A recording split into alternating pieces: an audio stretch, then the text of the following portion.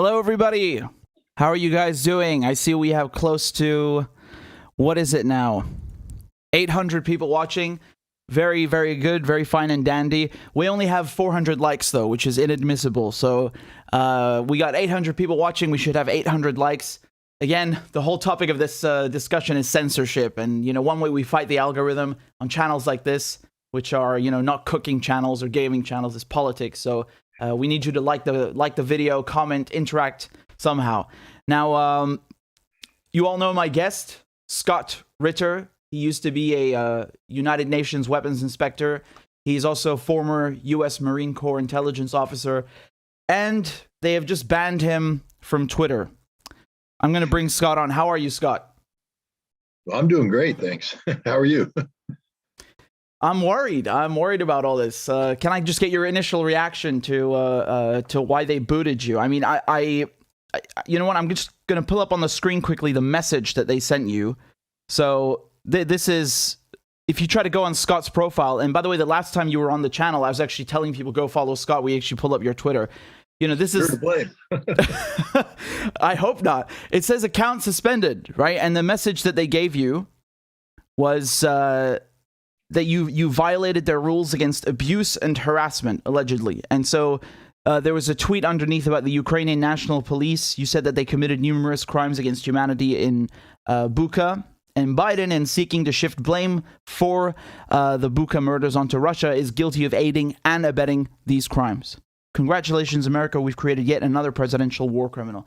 So that's what they booted you off the platform for. That's the tweet. What are your initial thoughts?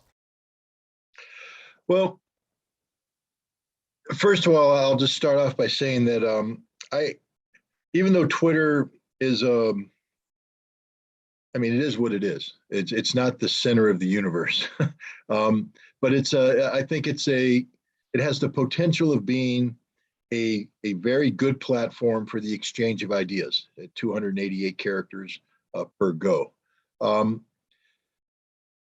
I take it seriously, meaning that if I'm going to put a tweet out there with my name on it, it's, look, I'm as guilty as anybody putting out a dog tweet or a cat tweet.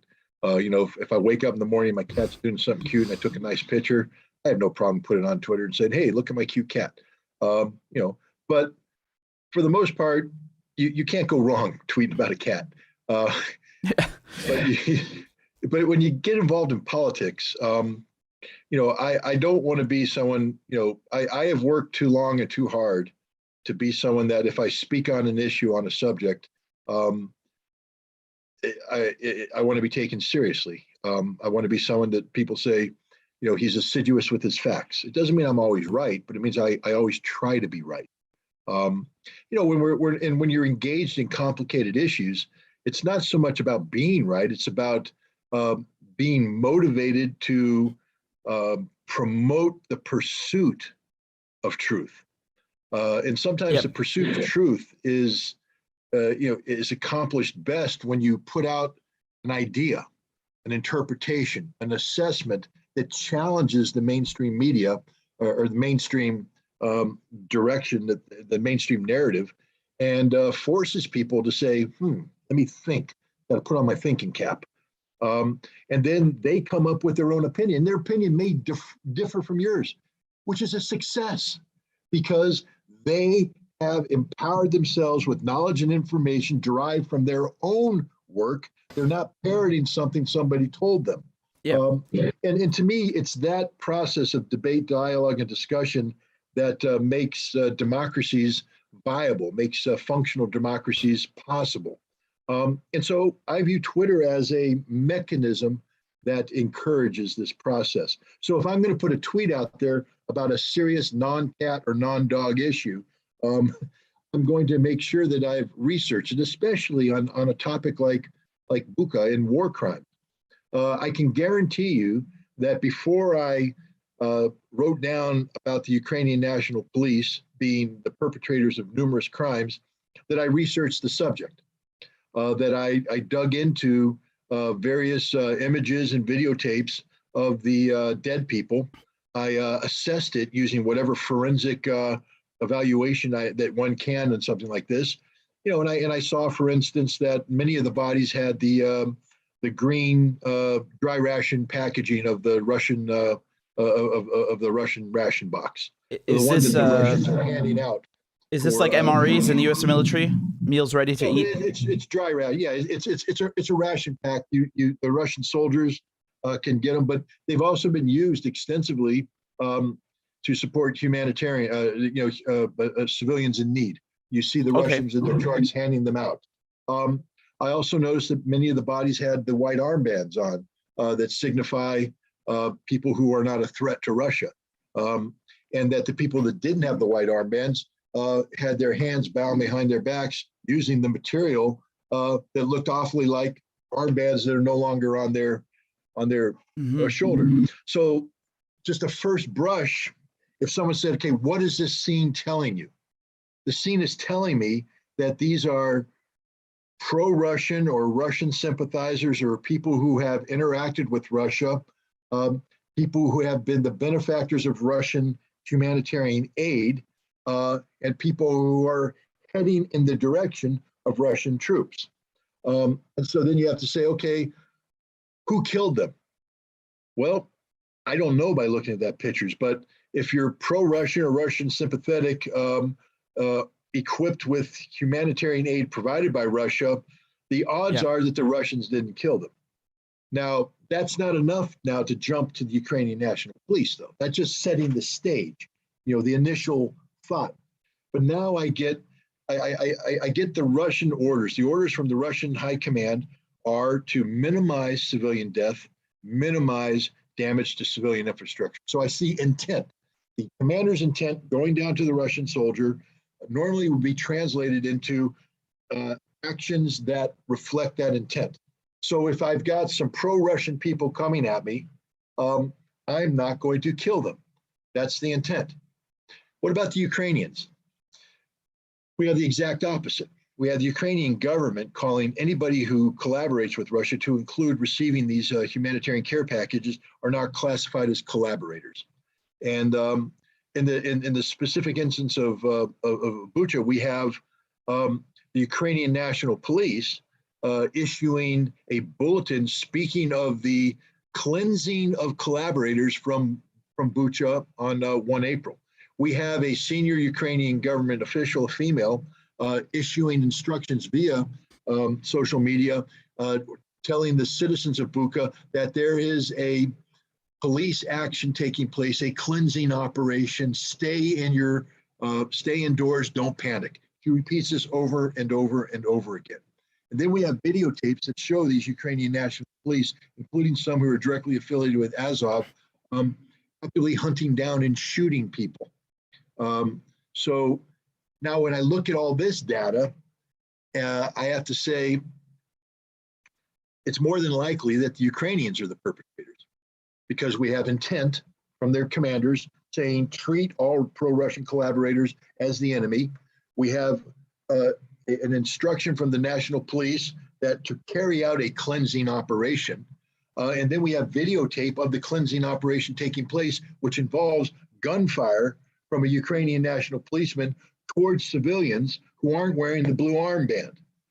So if I were compelled to make a decision based upon this, albeit incomplete data, because I still, if this was going to go to a court, would need some forensic data to back it up. But the first brush is the Ukrainian National Police have done this. Now, why did I feel compelled to tweet? Because normally I wouldn't tweet with incomplete data like this, because it implies I'm drawing a conclusion that normally I would like to associate a lot more hard facts behind before I put my name on it.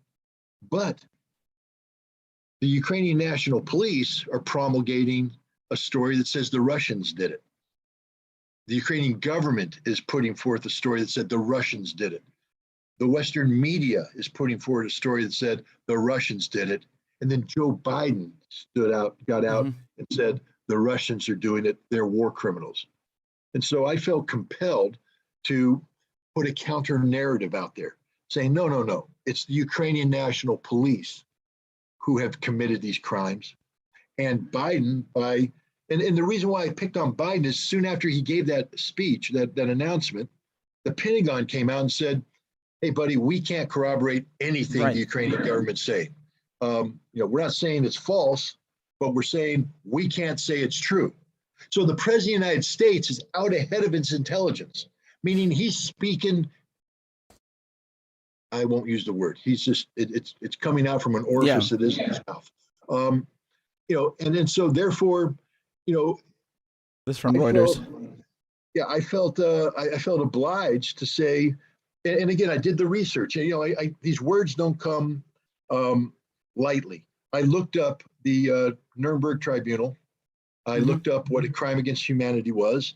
I looked for similar cases that were prosecuted against the Nazis, similar to what I believe the Ukrainian National Police did, and they constitute crimes against humanity. So that's what I said.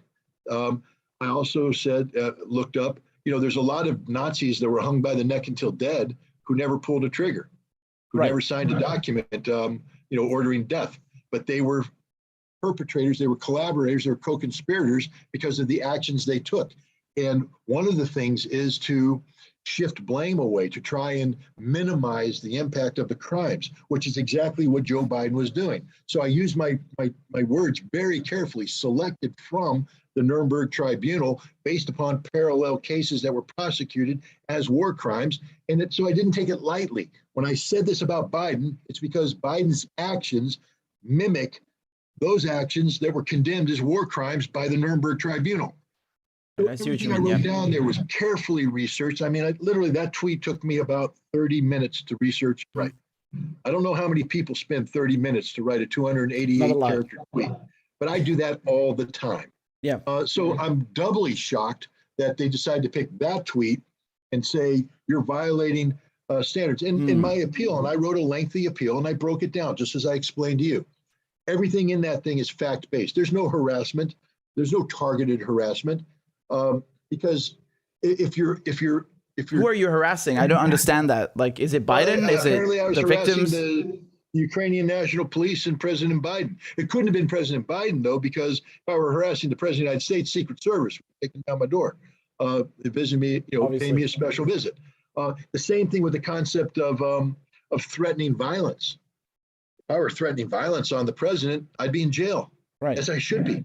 There was nothing in my tweet that implied a threat of violence, unless they're talking about being arrested and prosecuted as a, it says right there, that you're wishing or hoping someone experiences physical harm. No, I wasn't wishing or hoping anything. I was stating an opinion. That is, if you're a war criminal, you should be treated as a war criminal. Sorry. Yeah. That's just the way it is. I mean, there are people who've said that they don't even agree with what you're saying here or otherwise, but this just doesn't constitute, ban-worthy offenses, or it doesn't even match with what they're saying you violated in terms of their rules and, threatening violence and so on.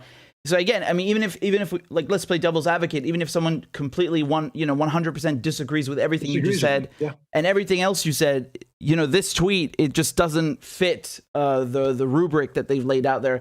And Scott, since we're on that, when we're talking about playing devil's advocate, what would you say if, for example, it was the Russians who did this in Bucha and it was a rogue unit? Because sometimes orders from the top, they don't translate down properly.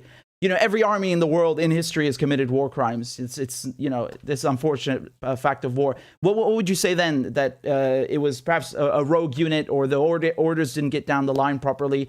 What would you respond to that? Well, there's two things. First of all, I would condemn the rogue unit. I wouldn't try to sweep it under the rug. I would say this is a war crime and they need to be prosecuted. But then people would say, well, what did you say about Biden? I would come back and say, did Joe Biden know that it was a rogue unit at the time that he made his presentation? What was the data that Joe Biden used to make his statement? At least I've made a good faith effort to research, because right now you're talking about a rogue unit whose existence isn't known. Mm-hmm. You're talking about actions that haven't been documented. You're just throwing that out there as a devil's advocate thing. But if a rogue unit actually turns up to exist, it doesn't exist right now. It didn't exist when I wrote that tweet. Therefore, it wasn't part of the fact set. And so what I would say is, now that I've been exposed to a more complete fact set, I have done what any rational person would do and reconsider the argument that I made and come up with a refinement of the argument, which may in fact say that Russians are responsible and Russians perpetrated this crime and Russians need to be held accountable. But some people say, well, therefore you were wrong about accusing Biden. No, because unless Biden knew that there was a rogue unit out there doing this crime, Biden was guilty of exactly what I said he was guilty of. Right. No, I was talking more in general because I know. But let me get back to your generalities. Again, Twitter isn't about conformity. It shouldn't be about conformity. Meaning that to me, the best value that comes out of Twitter is when two well-meaning, educated people disagree, and then they engage in a back and forth. Look, I have a friend. He's a 30-year friend. He's somebody that I've known since my time in the Soviet Union. And on the issue of Ukraine, he and I are at loggerheads. He's 100% on the side of the Ukrainians. I'm not. But we don't sit there, and I don't say, Nazi lover, and he doesn't sit there and scream, you autocrat supporter. We sit there and we exchange very well thought out positions where we explain why we believe what we are, and then we explain why we disagree. And then I wait, he comes back with his response, and then I respond, and we have this discussion. And at the end of the day, we haven't changed each other's minds, but we certainly have learned something. We've expanded our knowledge base, and it's a valuable, it's an invaluable process. And Twitter should be that. Twitter should be people. Unfortunately, it's not. Most of the time when people disagree with you, they immediately jump in and, and get into a name calling or belittlement or demeaning. Yep. But it, that's just the price of having unconstrained social media.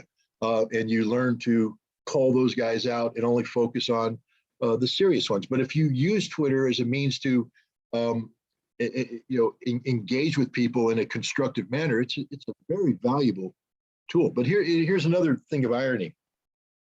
If Twitter had existed in 2002, oh boy, I would have been banned for taking the position I did about Iraqi weapons of mass destruction. Think about that for a second. I'm not saying that I'm right today. I mean, I believe I'm right. But my point is, if Twitter applied the same standard that they're using today to silence voices of dissent regarding the war in Ukraine, then I would have been banned for telling the truth about Iraq's weapons of mass destruction. And if anything should send a shockwave through people about how stupid and counterproductive this Twitter policy is, it's that. They would have banned the only guy, not the only, but one of the few people out there telling the truth. Right. Is that really the policy you want, Twitter? Is that really the policy you want? I think the answer is no. It should be no. Yep. Just quickly, we have 2,500 people watching. Please make sure each one of you has hit the like button. Again, we're discussing politics and touchy subjects, so it helps fight the algorithm. Scott, I wanted to ask you, have you ever been in violation of Twitter policies before? Because what they do is like, I think some social media sites, they have like a strike 1, strike 2, strike 3 policy. Yeah. My impression is that this is the first time you've ever done something quote unquote naughty, and they've just straight up banned you. Is that correct? No, I was naughty once before. Okay. It was an exchange about Chelsea Manning, who used to be known by a different name, and I was discussing the legality of Private Bradley Manning's actions, and the reason why I used the name Private Bradley Manning is that I was addressing what this individual did at a time when that individual identified as Bradley Manning. So it would have been factually wrong and contextually wrong to say Chelsea Manning.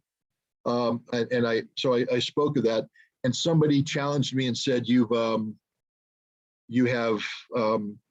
there's a term they use when you try to deplatform a transgendered person or something. But I think it's dead naming or something like that. And, right? and I was given a I think a 12-hour ban for that. And then later, earlier this year, in fact, there was a tweet written by a Polish politician who said, we need to, Poles need to cross over into Ukraine and kill the Russian invaders or something of that nature. And I said, if you cross over I said, feel free to, but understand that you'll die like dogs. And I was given a 24-hour ban for that one. Both of those I protested. Both I wrote explanations saying that I wasn't saying that I wanted to kill you. I'm just saying that the cause and effect relationship would be that if you rush that way, you would die like a dog. Apparently I wasn't allowed to say that, and I was again. So this is my third strike, and that's why it's a permanent ban. Okay, that's what I was trying to understand, because I think it's, basically we're trying to gain some insight into how their policies function. Not that it makes it any more fair that the fact, that it was the third strike, therefore it warrants a ban.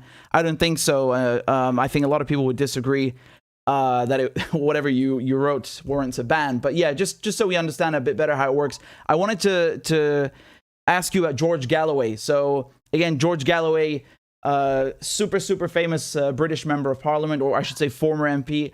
At the same time they banned you, they've also went ahead and slapped him with this Russia state-affiliated media label. And I'm assuming this is because of his television program that used to air. It doesn't air anymore. It was called the mother of all talk shows, Moats. And that was picked up by Sputnik, I think. What do you make of this label? Again, here's the problem. I mean, Galloway is, of course, a British subject, and he's protected by, British law. But as an American, and Twitter, of course, is a U.S.-owned company. When we speak of freedom of speech, understand that it doesn't apply to a private platform like Twitter. There is no constitutional First Amendment right of freedom of speech when you're dealing with Twitter or Facebook or anything else. The Constitution is very specific that it prohibits Congress from enacting legislation that would otherwise inhibit the free speech. Except, and here comes the important caveat, when Congress enacts legislation or carries out hearings that single out Russian state-sponsored media and labels it through this process of legislation as an existential threat to the national security of the United States, and then tells these CEOs of Twitter, Facebook, and everything when they're down before, what are you doing to shut this down? What are you doing to stop Russian disinformation from being disseminated on your platform? And then the Twitter people say, my God, if we don't act, Congress will enact legislation that impacts us. So we will proactively go out and seek to control or inhibit or otherwise limit the speech of anybody who can fall into the rubric or the label of Russian state sponsor. Now we have a problem. They're pressuring now we have Congress literally enacting legislation or threatening to enact legislation in a manner which compels the CEOs of Twitter and Facebook and everything to enact policies that do limit the freedom of speech. And it is a First Amendment violation. And I wish more constitutional lawyers out there would take this seriously. But they all, graduate from Harvard, and therefore they think they know best. Read the damn Constitution, read the laws, understand what we're dealing with here. This is a frontal assault on freedom of speech, and it has a chilling effect on everybody involved in the Twitter sphere or in Facebook, because there but for the grace of God go I. You could be somebody out there that disagrees with everything I say, I write, I think. You could hate me for whatever reason you want to hate me. But understand this, one day your opinions are going to be unpopular. And if you think it's okay for Twitter to shut me down, when the coin flips and they come after you, you'll regret not having stood up and fought for people like me, George Galloway, not because you agree with us, because you respect the right for people to speak freely about topics of importance. Elon Musk just bought, I think, 9% of Twitter shares, so he has, I think, the largest ownership stake in the company. He's he's expressed dissatisfaction at Twitter's policies. He said he wants to make the platform more centered on free speech. What's your message to Elon Musk? Within the same week that he buys this all these shares, trying to make Twitter better at free speech, you're banned, and then George Galloway slapped with this Russia state-affiliated media label. Proof is in the pudding, pal. You can make all the claims you want, but until you enact policies that reflect the wonderful rhetoric you're putting out, I don't trust you. Let's see if he can do it. It would be one hell of a courageous thing, not because of me, but because of the statement it makes that Twitter is a platform that tolerates a legitimate, non-criminal, free speech. And I'll tell you what, if he could do that, as popular as Twitter, because Twitter right now there's a lot of people that are just not happy about this, and they're dropping out of it. It's not the wonderful experience that maybe it used to be. And it's not just the lack of an edit button. It's the fact that they inhibit free speech, that they have these ridiculous things. If Elon Musk can come in and actually change policy, Twitter policy, get rid of the thought police. I mean, that's just an absolute requirement. Get rid of the thought police or the thought algorithms or whatever the hell you got going on right now that singles out people for these bans on stupidity. Look, you know what a threat is. If I got on Twitter and said, Richard Mentor, I'm going to hunt you down and kill you, that's a threat. That's a threat. But if I came on and I said, Richard, your show sucked the other night, and you should be ashamed of yourself because the things that you're promulgating only empower Israel to kill more Palestinians, and I'm ashamed of you. You can sit there and say, Ritter, you're so high, I don't care what you think, but I didn't threaten you. I simply expressed an emotional opinion based upon what you said. And I have every right to say that, as you have every right to either ignore me, block me, or respond to me. Now, if you write back and say, Ritter, you scum-sucking pig, how dare you say this about me? The next time I see you, I'm going to punch you in the face. You just threatened me. Yeah. And now Twitter has a right to come in and say, that's wrong. But if you came back and said, every time you write an op-ed, I'm going to write a letter to the editor and tell them why they were stupid to publish your op-ed, that's not really a threat. I mean, it sort of is, but it's not a physical threat. It's your legitimate right to express your opinion. People have to get thick skins, man. Social media is about taking it's taking the guardrails off. This isn't, polite conversation. It should be, but it isn't. It's unfiltered. It's raw. It's meant by the very nature, 288 characters. It's meant to be done by somebody who's typing on their phone while they're walking, chewing gum, and trying to eat a Subway sandwich at the same time. It's not meant to be PhD level, right, interaction. So treat it for what it is, and stop banning people for expressing unpopular positions. I mean, especially if you buy into the concept of free speech, because free speech means that everybody gets to say what they want to say, as long as they're not threatening people or bringing harm on people. But the free exchange of ideas is what makes democracy flourish. Well, Scott, I mean, I get both of those kinds of tweets directed at me all the time, but I get what you're saying. Actually, on that note, I'm really interested to know your opinion about something, because in Germany and in Austria, following World War II, any sort of Nazi rhetoric is banned. Nazi music, Nazi posters, Nazi salutes, all of this is banned. And given the history that the Holocaust took place there, some people maybe in the US might say that's a violation of free speech, but given the culture in Germany and Austria, people there think it's correct to do that. What's your take on that?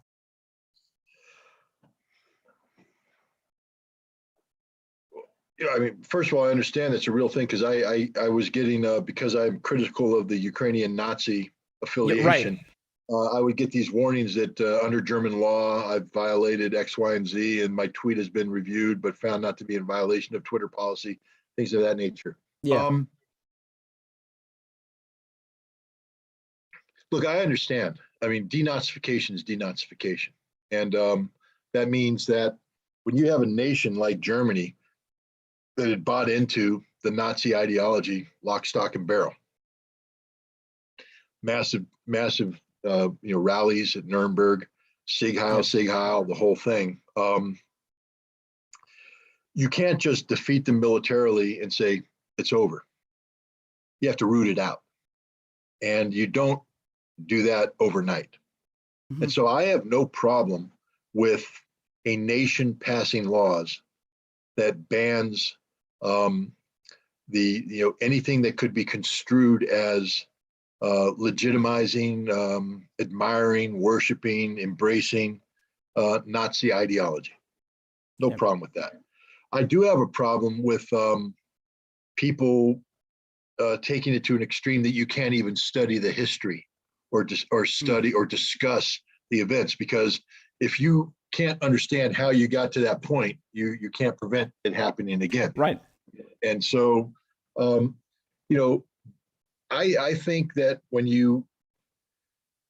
the targeted generation is no longer a factor, a meaningful factor, I don't mean they all have to die out. I mean that they've been supplanted by follow-on generations that haven't been directly infected by the ideology, that your society will only get stronger by allowing them to discuss these issues openly, freely, while still maintaining laws that prohibit the mainstreaming of this ideology, meaning there can be no Nazi political parties, there can be no, Nazi rallies, things of that nature, and no public display of symbols that are solely linked to, Nazi ideology. I have no problem with suppressing that, but to deny a people the ability to discuss their own history is to deny the ability of the people to make your society stronger. Because in that vacuum of ignorance, people won't understand why it's a threat. Yeah. I mean, imagine if you're 4 generations in and you're being told this stuff is horrible, but you can't discuss it because you have laws that prohibit it. How do you know it's horrible? So you have to let people think it through. You have to let people talk. I think it's bad for Germany to have these and Austria to have these kind of laws in place today. I think that you could definitely create a system that still banned the practice of the politicization of Nazi ideology while permitting an open discussion about the history of it, the dangers of it, why it's bad, and how do we prevent it from happening today. Yeah. I get what you're saying, and I think if we compare Germany and Austria, I think most people would say Germany did a better job of looking back at its own history critically and learning from it, because they're fully cognizant of the fact that this ideology was born there, this was fermented there. Meanwhile, the Austrians, although they wanted to be annexed and they took part in that, Hitler himself is Austrian, they tend to view themselves as sort of more victims than actual having partaken in it. And then you don't have that process where people look back at themselves and their history critically. But I totally get what you're saying, and given, speaking of Germany, this leads us to a very interesting question here, because the United States has always been one of the main proponents of disarming Germany, specifically after World War I, World War II, and now we are seeing the United States encouraging Germany to spend more on its military than Russia, right? So now the Germans have committed 100 billion euros to their military. They've raised their military expenditure from 1.5 to 2% of the GDP, which is what Trump was nagging them to do. He said they weren't paying their bills to NATO. So again, what's your opinion as an American, as a military man, as a connoisseur of history? Do you think this is a good idea to see Germany rearm like this? History repeats itself. And if you militarize German society, history is going to repeat itself. I'm just stating a fact. Yep. And if this continues down this path, I wouldn't be surprised if in the next 50 years, American troops are once again crossing the Atlantic to kill Germans.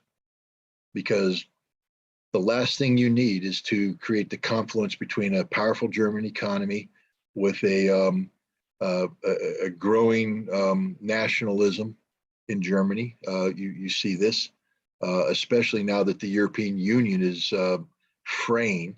We see right now within the European Union two primary centers of gravity, one in Paris, one in Berlin. The one in Paris is talking about, sort of a free economic approach. The one in Berlin is talking about more tightening of economic controls, traditional German frugality, et cetera. And now that we have this whole sanctions related economic crisis, we're going to see Germany further isolating itself from Europe.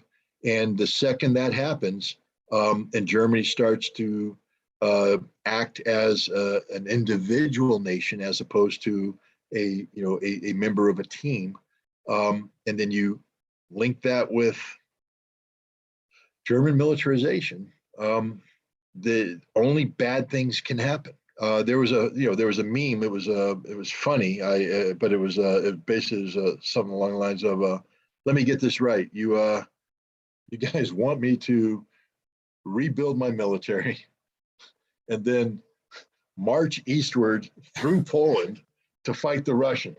So I just want to make sure that's what you want, because just in case questions are asked later." Meaning, so, tongue in cheek, but it's like, are you really even thinking about what you're asking the Germans to do? And I'll give you another thing here.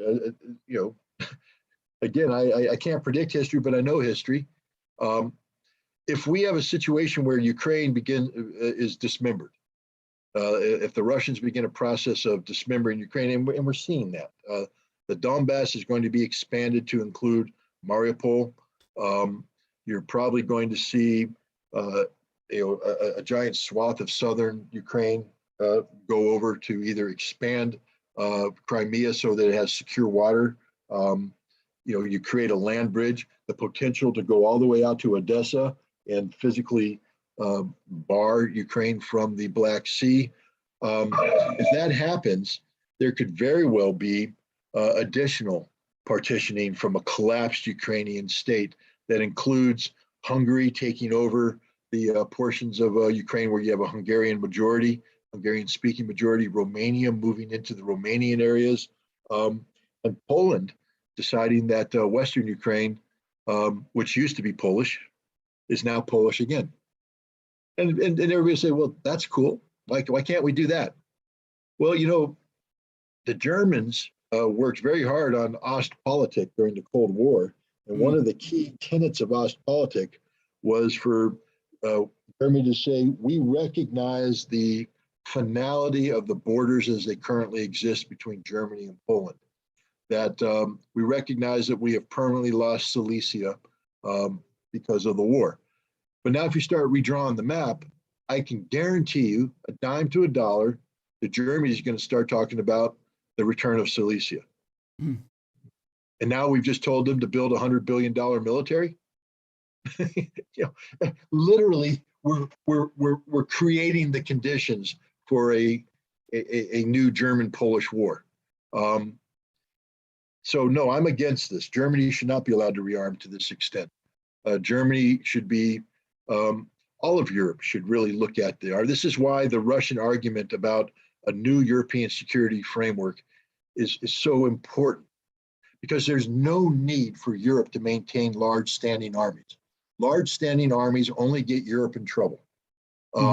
Europe needs the military force necessary to defend its own territory from non-European threats and to collectively respond to global situations as needed. Meaning that if you need to send a division into Africa, Europe comes together and they put together a combined division under unified command, and they go to Africa to do whatever they need, or they go wherever they need to go. But you don't need a large standing German army. This will only cause trouble for Europe. And I'm sorry, Germany, you don't get a break. you don't get a break. There's a reason why we dismembered you at the end of World War II, because you suck as a nation. You suck as a superpower. Maybe you think your people have been re-educated. They haven't. And if we remilitarize them, and if we allow the disintegration of European security to continue to, the unraveling because of the Ukrainian war, Germany's just going to become more isolationist, and that isolationism will feed nationalism, and that nationalism will become militant nationalism. And now we've given them permission to build $100 billion army. No, wrong. Do you think Germany should be in NATO in the first place? Do you think it should be neutral like Austria? Yes, Germany should not be part of NATO. Germany should not be allowed to join collective security organizations. Germany should be demilitarized as much as possible. The last thing German people should be thinking about is tanks, artillery, and airplanes. Scott, I wanted to ask you about the United Nations, because Russia tried convening an emergency session at the United Nations Security Council to discuss what happened at Bucha or Bucha. The United Kingdom, which holds the presidency of the Security Council this month, they said no. Why do you think they said no? And do you think that this harmed investigating the issue? Well, we'll start with the second part. There's been no serious investigation of the issue. The bodies have been removed. To the best of my knowledge, they've been buried. I don't think that they've been subjected to forensic examination. I don't think they've been given the kind of autopsies required to determine time of death and cause of death. There's no serious investigation taking place. So let's just stop pretending that there's going to be a serious investigation. Whatever takes place is going to be a politicized kangaroo court, similar to what we see with American prosecutors. Any grand jury can indict a ham sandwich, is the old saying, and that's what's going to happen here. Right. Whatever slipshod legal court of jurisdiction that'll be cobbled together by the United States, Great Britain, and others. Is just going to be farce. The only possibility of a tribunal of legitimate jurisdiction to be created would be if Russia creates a military tribunal and prosecutes all the Ukrainian war criminals, using this tribunal. That's the only way anything resembling justice is going to occur here. It's not going to come from the United Nations, and we see this. The reason why Britain did what they did is, Russia was, politically, in a politically savvy move, was seeking to isolate the Bucha incident and have a dedicated emergency meeting about it. But that meeting would have produced a fact set that was inconvenient to the British, the Americans, the Ukrainians. A meeting had already been scheduled for the issue of Ukraine. The day after the Russians requested, and the British were in control of that agenda as the president of the Security Council. So the British wanted to ensure that whatever actions the Russians took would be diluted because it would be a subset of an agenda already decided by the British, and it would deny the Russians the ability to seize the initiative in terms of the information warfare aspect of this crisis. And you mentioned that any investigation that takes place, is perhaps not going to lead to much.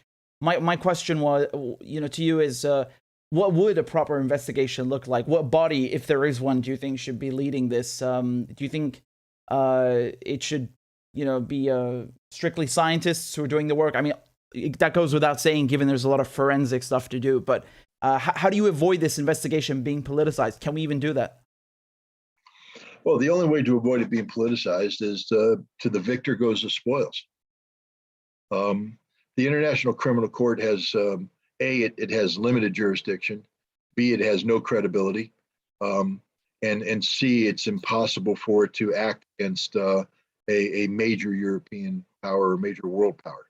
The concept of the ICC bringing any Russian to justice is just an absurdity.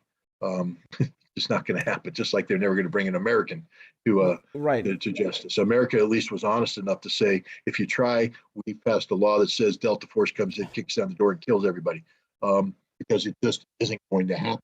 Nor should it. Nor should it. You know, here's why do you think so? The ICC. Well, the ICC was created not to bring Europeans or Americans to justice. It was to bring the third world to European justice. Its primary function was to prosecute, genocide in Africa, and it should never been allowed to do that. Never been allowed to do that. Africa needs to police itself. If there's genocide taking place in Africa, it's incumbent upon the Africans to create a court of jurisdiction that Africans agree to, and for the judges to be African judges sitting in judgment of Africans who committed crimes against Africans. That's the way it has to work, because otherwise it's just quasi-colonialism. Literally, it's sickening what happened there. People say the ICC did some good. Not really, because you disenfranchised Africa. You eliminated Africa's ability to establish its own judicial sovereignty over issues of singular impact on Africa. Now, there was some limited success with Serbia, except that whole process was contaminated by the illegality of the NATO conflict against Serbia. And Yugoslavia was just so full of contradictions. Of these prosecutions was politicized in nature. That doesn't mean that crimes weren't committed. That doesn't mean that guilty people weren't brought to justice. But it does mean that the goal of the court, you don't prosecute people just to prove that you can put somebody in jail. You prosecute people to create a deterrence. The whole idea of justice of this nature is if people carry out an action that society as a whole deems to be, inappropriate or not conducive to sound social progression, you have to cease that action, and then the best way to prevent it from happening again is not only to punish the perpetrator, but to punish the perpetrator in a manner that deters other people from carrying out similar actions in the future. So did the prosecution of war criminals in Yugoslavia succeed in bringing justice to certain perpetrators? Yes. But did it succeed in the concept of deterrence? All we have to do is look at Yugoslavia, and we understand that the answer is not just no, but hell no. So the ICC is this court that needs to be shut down immediately. The fact of the matter is, there's really only two courts that can sit in judgment of what's going on inside Ukraine today, and that is either a Ukrainian court or a Russian court.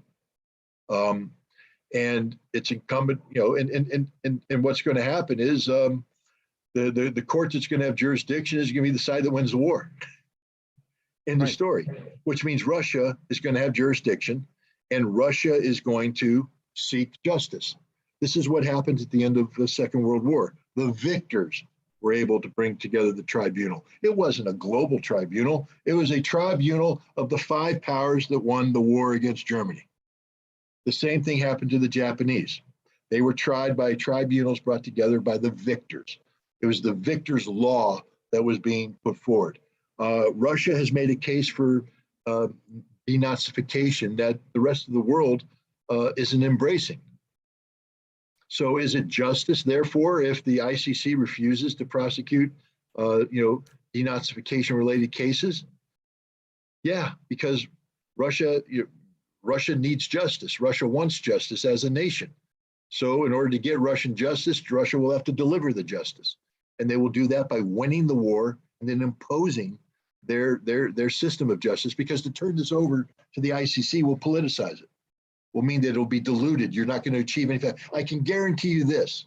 If Russia runs a tribunal bringing the Ukrainians to justice, not only will the perpetrators be punished, but the level of deterrence that will be established by the Russian prosecutions and the convictions that will ensue will be real. So the next time Russia points an accusatory finger at a nation that's violating what Russia says is its existential national security interest, people will not only think about the military aspect of the Russian threat, but the judicial aspect of it, meaning that if Russia says you are committing crimes, Russia is serious about it and they will hold you to account. And I believe the United States should do the same thing. You know, opening up Guantanamo Bay didn't deter anybody from anything. What Guantanamo Bay proved is that America was afraid of its justice system. America was afraid to hold these terrorists to account. America was afraid to bring them to a trial before the American people. If you want to deter terrorism, you take an Osama bin Laden and you put him on the docket in New York City, and you hold a trial where the totality of his crimes are exposed for the entire world to see. And then you bring him to justice in a manner that tells everybody else out there, you will never get away with this. If you commit this crime, we will hold you to account. What have we done instead? We've created this embarrassment in Guantanamo Bay. And has it deterred anybody? No. Terrorism is alive and well and living around the world. Nobody's afraid of Guantanamo Bay. Nobody's afraid of American justice because the American people themselves are afraid of American justice. So again, the only way justice is going to come from this war is at the hands of the victor. And that means it's going to be Russian justice. Well, and the Russians don't care. The Russians don't care if the French are unhappy with that. They don't. Well, the only people that do end up in the docket are, journalists. That's who we put on trial, not actual terrorists. Julian Assange. Yeah, I mean, we're really good. The point you made about the ICC being a colonial body. I've heard many people make this point that basically most of the prosecutions and successful ones are basically just of African leaders. So the fact that Russia is not a party to it, the United States is not a party to it, the UK refuses to ratify the crime of aggression, makes it sort of useless in terms of holding the great powers to account.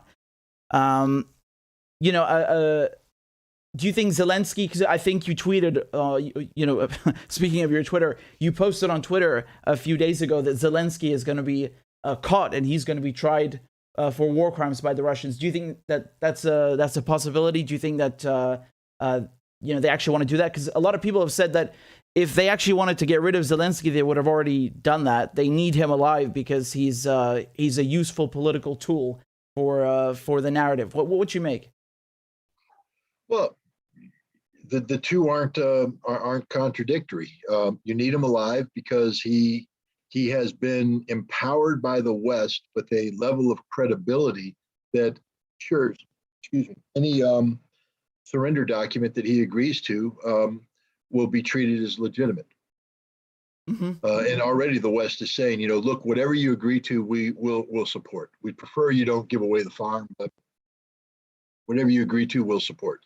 And that's why the Russians keep him around, because they need a surrender agreement that is embraced by the rest of the world, especially if Crimea, for instance, is going to be transferred from Ukraine to Russia by the Ukrainians agreeing to this. The world can't sit there and say, well, we disagree with what Ukraine has done. We won't recognize it.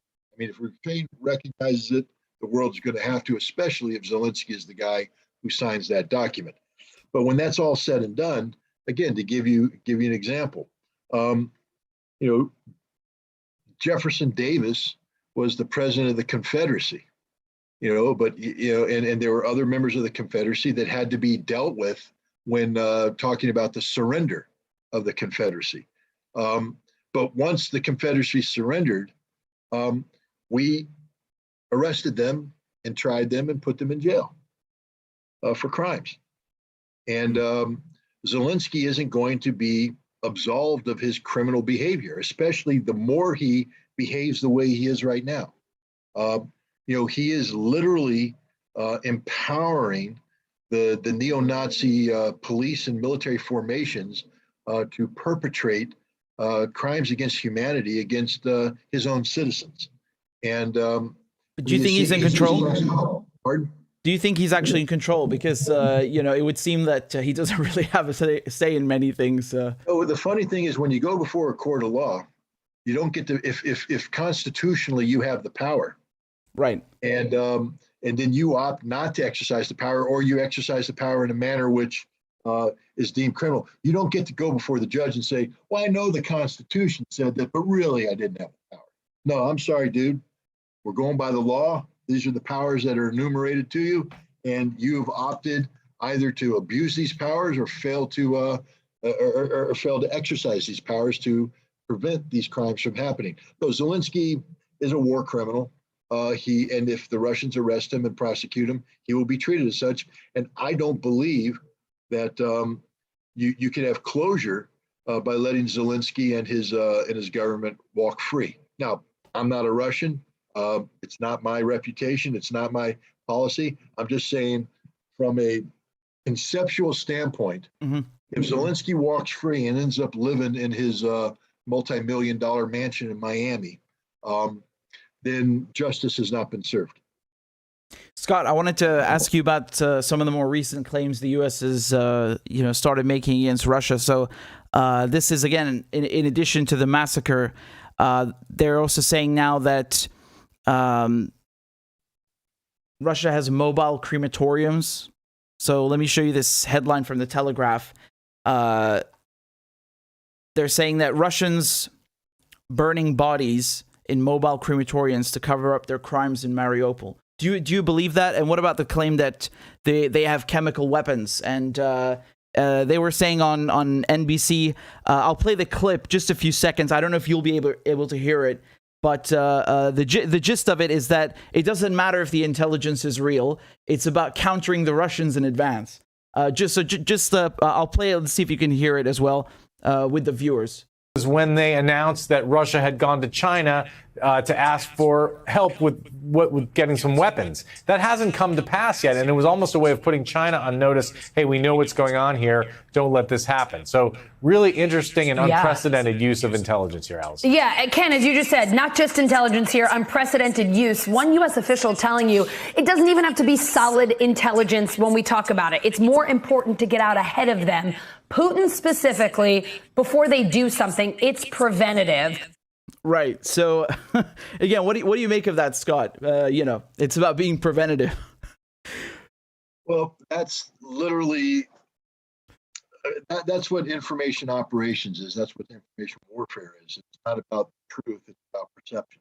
It's about shaping perception to your advantage.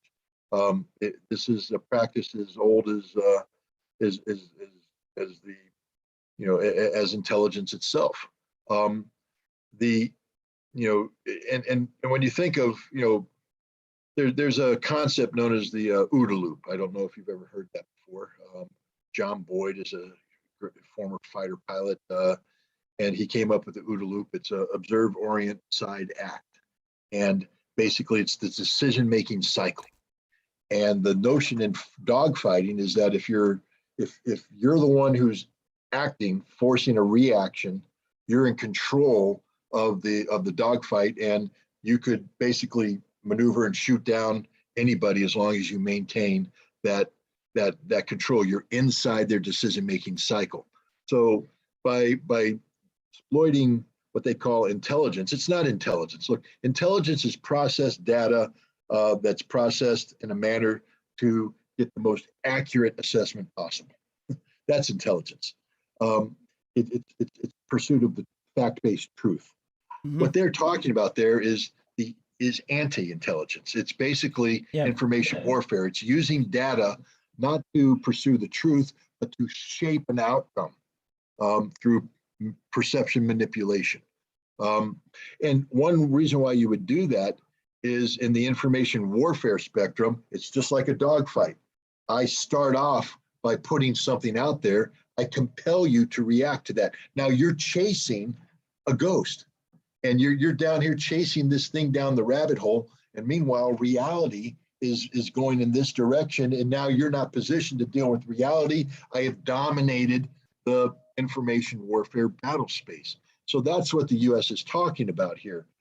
It's a very dangerous thing, especially if you're a democracy, because once you go down this path and you start to abuse intelligence in this fashion, who's ever going to trust you again?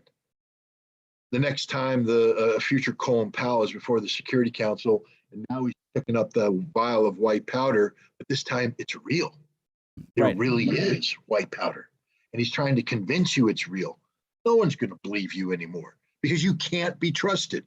So this is the kind of stuff that normally you don't want to engage in as an intelligence professional. You know, if I, you know, I actually, you know, got involved in, you know, helping the British out, Operation Mass Appeal back in 1997, 1998. We had received a lot of intelligence from sources that were less than trustworthy, mainly Ahmed Chalabi's people and Kurdish intelligence sources. And it wasn't actionable. In order for me to use it as an inspector, the intelligence had to have specifics that could be acted on.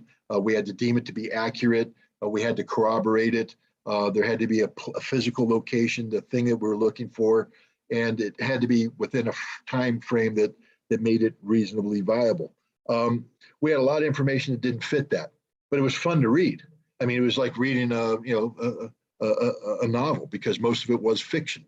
But we kept it in the files anyways, just in case we got another piece of information that turned out to be accurate, and then we could cross-reference it and build it up.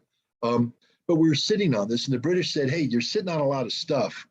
Why don't you give it to us?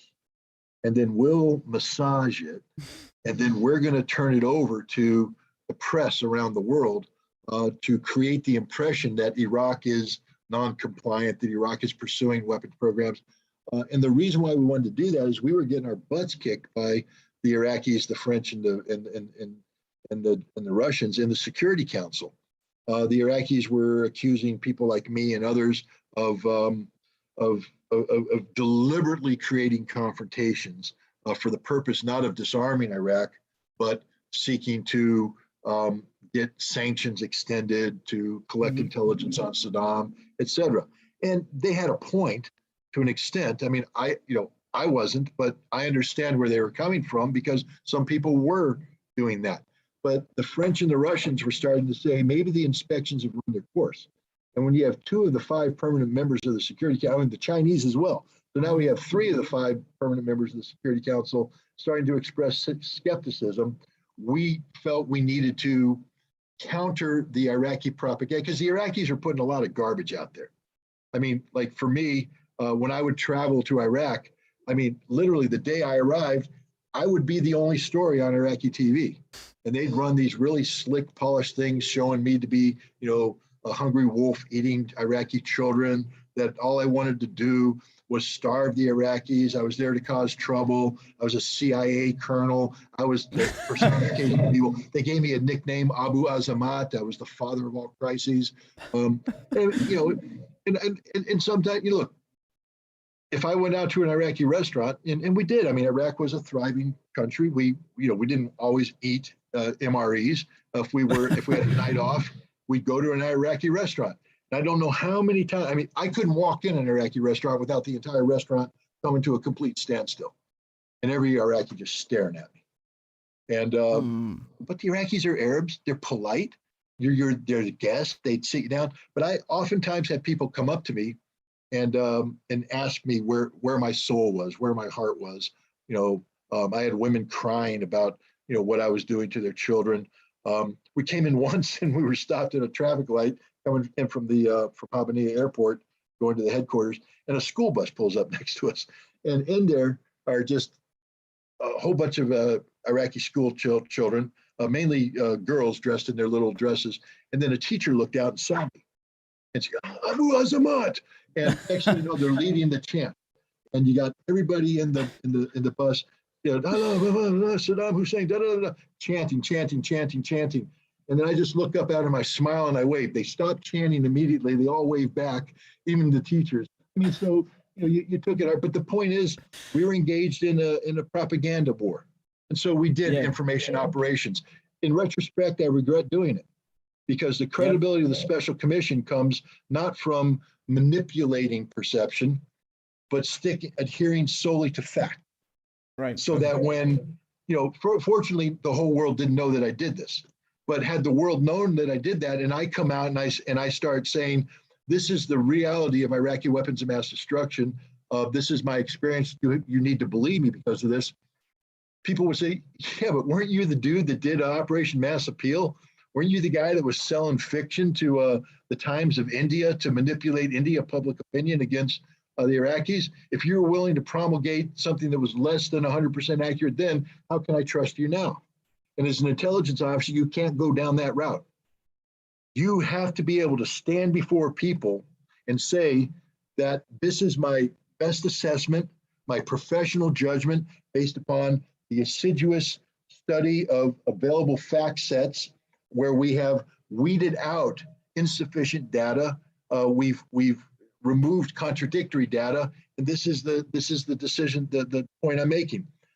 The United States government, in engaging in this information operation against Russia, is discrediting itself, absolutely discrediting itself. You can never again trust an American intelligence official because they've publicly said that it's okay not to be 100% accurate. It's okay not to be true because it's not the pursuit of truth we want.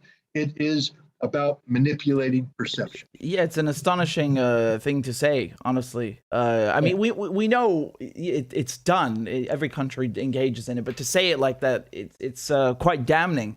And again, Scott, if I know it's there's a war on, and as we're just saying, there's a lot of propaganda on both sides. But if I could just get your thoughts, I mean, what do you make of these allegations that they're going to use chemical weapons?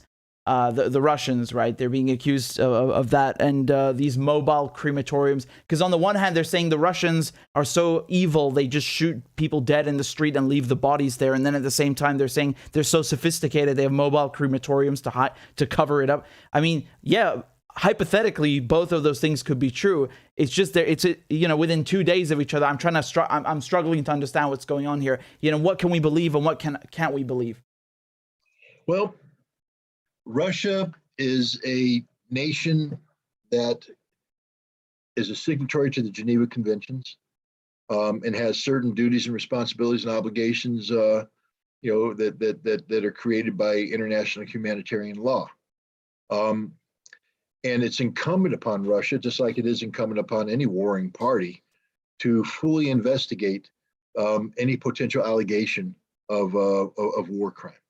Mm-hmm. And one of the key aspects of an investigation is preservation of evidence, and the body is perhaps the best evidence of a war crime. The body contains inherently the evidence of time of death, nature of death, things of that nature. So if you're going around cleaning up the battlefield of civilian bodies and you're burning them without adequately recording every aspect of a potential crime, then one could say that you are you're cleaning up, you're cleaning up the crime scene. Mm-hmm. And so, if these mobile crematoriums are true, Russia has something to answer for. Why do you have them? What do you use them for? How do you document the bodies that are being burned? I mean, why are you burning the bodies? Why can't you put them in mass interment, which is common practice, and then later on, after the war is done, you can disinter them and then seek identification of the bodies and return the remains to the families, something of that nature. But to burn them implies that you're afraid of something. Are you afraid of admitting to your own population the extent of the losses you've suffered on the battlefield? That's why you're burning the bodies of your own soldiers without returning them home. I just can't imagine. This is why I just don't think it's true. I mean, common sense and logic has to come into place. Russia is not this is not Boris and Natasha. This is Russia. This is Mother Russia. And what I mean by Mother Russia, this is a nation that has an Orthodox church, deeply religious people. Right. And these are Christian people who don't believe in cremating bodies. They believe in the bodies being buried, and there's a ceremony for returning the body to the earth. And there's a belief that the soul is connected to the body, and if the body is burned in a crematorium, the soul does not go to heaven. So you're asking me to buy into the notion that the Russian government is doing something where they gain no advantage, but they're undermining some very basic fundamentals of their society. So I just think it's an absurdity. And unless somebody has an actual photograph of one of these mobile crematoriums and showing them in operation and providing documentation of why the Russians are doing this, I just have to call it out as BS. Because what they're doing with this story is you're getting a Russian mother now to start to make phone calls. Hey, are you burning my son's body? Is my son's body going to come home? What's going on? And you're creating the potential for, internal dissent. So I think the story is just is total garbage. I don't trust it at face value because it doesn't pass the smell test. It just stinks. The same thing with the chemical weapons. I mean, first of all, what is the origin of this story? Is it that? But I mean, the timing of it. Nobody was talking about the use of chemical weapons when this war first started. Mm-hmm. The only time people started talking about the use of chemical weapons is after Russia took control of biological research facilities and started accusing the United States of the potential of having an offensive biological program. The reaction of the United States at that point was to say, oh no. The Russians are saying this because they're planning. So it's deflection. Another biological attack. So we flipped the script and we projected this onto the Russians. And then we expanded that to bring in the Skripals from England and Navalny from Russia and the allegations of the use of the world's most deadly toxic chemical agent that didn't kill any of them. And now we're saying, and they could, we know they've used chemical weapons in the past. So now they're going to use chemical weapons to make up for their failure on the battlefield. And by doing this now, they've done something very dangerous because now the Nazis, I don't believe the Nazis in Germany or in Ukraine have the ability to carry out a Novichok-based chemical false flag. I don't think they have possession of that agent. But we now see, for instance, a nitric acid plant being blown up and in a cloud of nitric acid being released that could have harmed people. Of course, the first thing out of the Ukrainians' mouth was the Russians did this, but the Russians said, no, the Ukrainians did this. The Azov people wired it up and blew it. Now the Russians are saying the Azov people are wiring up a chlorine plant and are going to blow that and create a toxic cloud. And so the danger in the United States and NATO going down this disinformation, propaganda about chemical and biological weapons use is that you now have the Azov battalion and the Nazis believing that they can carry out a false flag event using a lesser toxic substance and create the potential for the United States now to intervene because Joe Biden has said the use of chemical or biological weapons is a red line and there will be a significant reaction. And we've seen that the United States is incapable of telling the truth. We know that the intelligence services say, we're going to say whatever the heck we want as long as we get the outcome that we want. It doesn't matter if it's true, we're just going to say it. So now, and we've seen their past practice in Syria where they have allowed Syrian rebels to create a narrative of chemical weapons used by the Syrian government to create the conditions for military intervention by the United States, Great Britain, and France. So there's a track record of very bad things coming from the United States failing to be assiduous in its dissemination of intelligence-based information. When it should be that when the United States says something, the world should say, "Yep, believe them 100% because they've been right every time before." The United States always tells the truth. Right now, the United States opens its mouth. If I were a betting man, I would bet that they're lying. You know what? If Vegas took that bet, I'd be a rich man because all the United States knows how to do is lie. We don't know how to tell the truth anymore because it's all a game of public perception, shaping perception. We're afraid of reality. Sometimes reality is complex. Sometimes reality is nuanced. Reality isn't black and white. It's gray. That's okay. Just tell the truth. People are smart enough once they receive the information to understand what the right thing to do is. You really don't have to explain it. You just have to be honest with people, trust them, empower them with the information, and they will, by and large, tend to make the right decision. But we don't trust anybody. We want to manipulate everything. Do you think that's why they banned you from Twitter? Why they're banning others? Because you tell the truth and they're afraid of people finding out? Well, I have to be careful by saying I tell the truth. I want to tell the truth, but this isn't a situation like Iraqi WMD where I was literally empowered with a near totality of the information, so that when I said something, you could take it to the bank. On the issue of Ukraine, I try to research it. I try to think it through. I try to put it through various tests. I want it to be the truth. I'm truthful in the way that I present it. But the last thing I want to leave with people is that when I say something about Ukraine, that it carries the same weight as a claim I would make, for instance, about Iraqi weapons of mass destruction. With WMD, if I said it, you could bank it. It was right. With Ukraine, it's an opinion. It's an assessment. I could be right. I think I'm right. I want to be right, but I could be wrong. So I don't think that they fear the absolute correctness of my analysis, because I'm not in a position to be absolutely correct. What they fear is the consequences of allowing me to present my data and my thinking, and the consequences of allowing you to do what you do, and the consequences of allowing George Galloway to do what he does, and Chris Hedges to do what they do. Because it's not that all of us have we don't have absolute say over what truth is. I don't think that you're arrogant enough to say that everything that comes out of your mouth is 100% accurate and truth. You want to be accurate, you want to be truthful, but you do the best you can, and I think people respect that. And if you stumble, people say, okay, you stumbled, but you didn't do it with ill intent. You did it because you were trying to pursue the truth.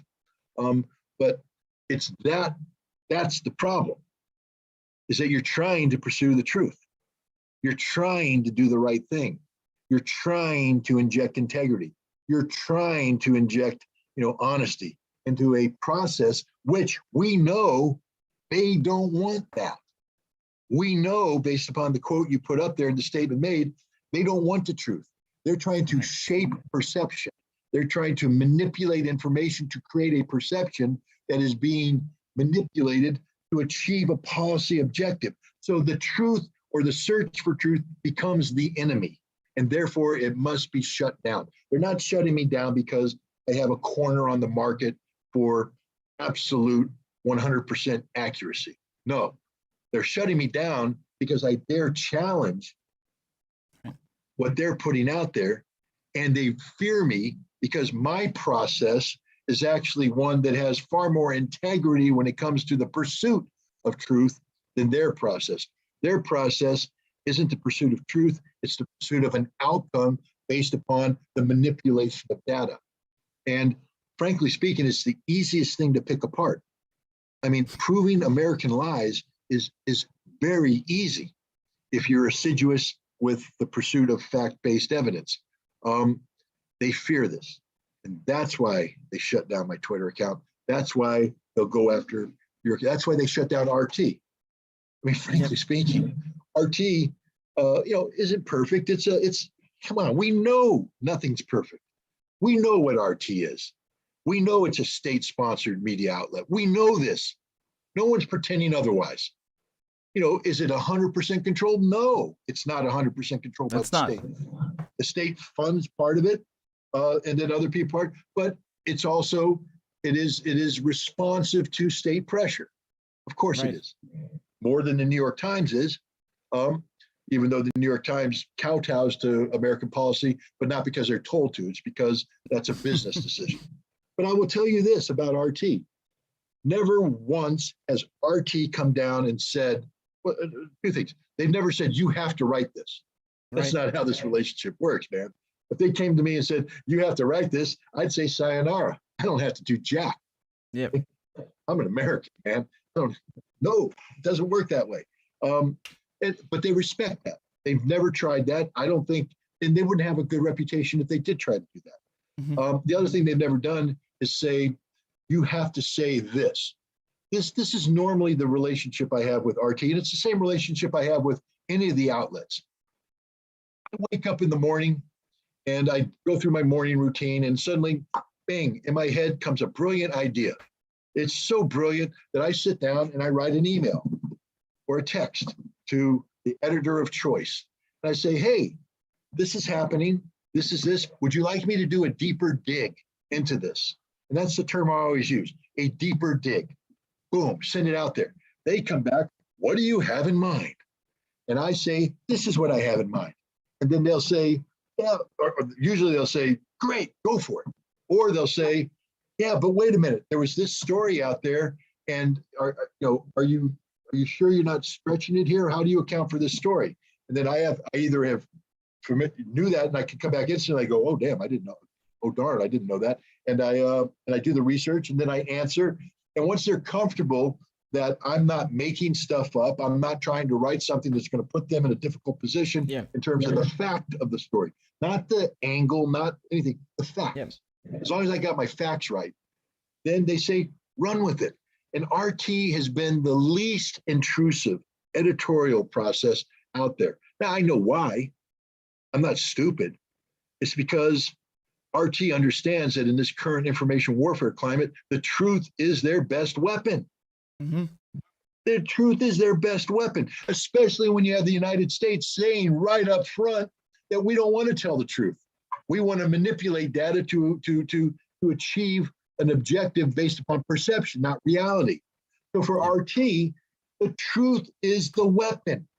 They're going to let you pursue fact-based reporting because that's what the United States fears the most. The closer I get to home with the editorial process, the more restrictive it becomes, the more interfering the editors become, the more dictatorial they become in terms of the narrative and outcome and all this. RT has just been liberating, absolutely liberating. Consortium News, likewise, liberating, totally liberating. But everybody else, no, they seek to control the narrative. Not totally, but far more than RT does. And so that's why RT has been singled out. That's why they're shutting down RT, because they fear the truth. Yep. Yeah, absolutely. I mean, I corroborate everything you're saying. I'm not the only one. There's no big brother type, standing behind your shoulder telling you what to write, what to do. It's the complete opposite. It's liberating. It's exactly what you said. It's exactly.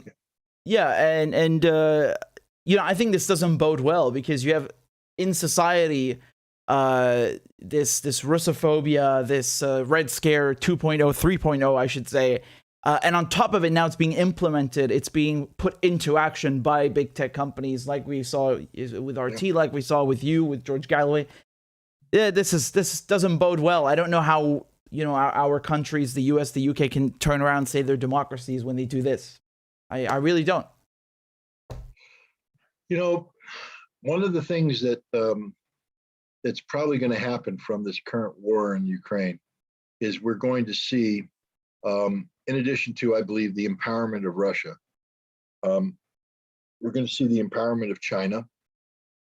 We're going to see the empowerment of India.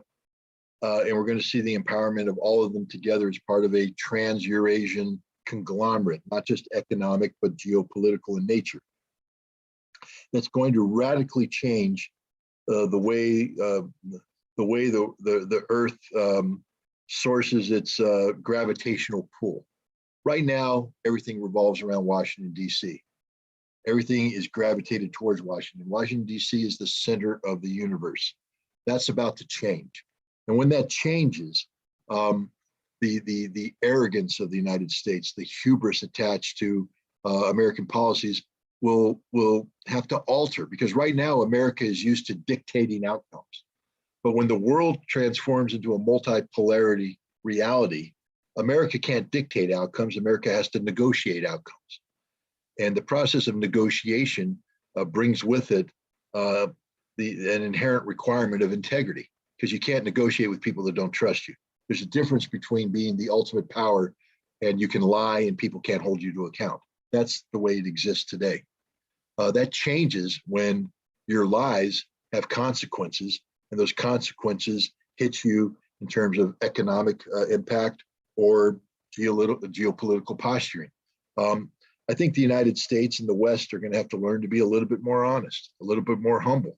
And with the humility comes integrity. And most people of integrity have humility. The most corrupt people are the people that are imbued with hubris and arrogance. Right now, the United States is 100% imbued with hubris and arrogance. So we're corrupt. I think if we're compelled to become part of the world, equal part of the world, we're going to have to treat the world with respect, and the world's going to, and that respect implies we're going to have to start telling the truth. And therefore, I think that'll be more liberating for the American media, the American press, and it might actually breathe relevance and life back into this moribund amendment we call the First Amendment and freedom of speech. Because right now it's just dead in the water. It doesn't exist. Well, Scott, you bring up a very important point, which is the shift to a multipolar world. And I wanted to ask you, just a few days ago, the Russian Foreign Minister Sergei Lavrov, he was in China, then he went to India. We had the ambassadors of the BRICS meeting with him, also in Moscow. So that's Brazil, India, China, South Africa. And when Lavrov, the Russian foreign minister, he went to India, the Indian Prime Minister Modi, he only met with him, right? He's the only foreign dignitary that he personally met with in the last weeks. And when Lavrov was on this trip, he effectively announced that there is, there's the emergence of a new, just, democratic, multipolar world. What do you make of that? Do you think we are, this whole war in Ukraine is the catalyst? It's speeding that whole process up? Well, there's no doubt about that. I mean, the war in Ukraine is it's a cleansing moment, and I don't mean that in a good way. It's like let's say you have a forest that's full of trees that are infected with with fungus and insects and all that, and then you have a forest fire come through and burn it all down. That's not necessarily a good thing, except that what emerges in the aftermath of that fire is a viable forest with healthy trees that'll grow better and produce have a better impact on the environment. What existed prior was just a festering cesspool of infection. The world today is a festering cesspool of infection because of the United States, because of our efforts to impose unilateral hegemony over the world. Ukraine, you can't make the transition from that to what Russia and China are seeking to do without a forest fire. And Ukraine is that forest fire. And it's sad for the Ukrainian people. It's sad for the world. But I think that, for instance, Russia's economic addiction to the West is being broken because of this. The impetus necessary to get Russia to make the strategic pivot away from the West to China and Eurasia is only happening because of this.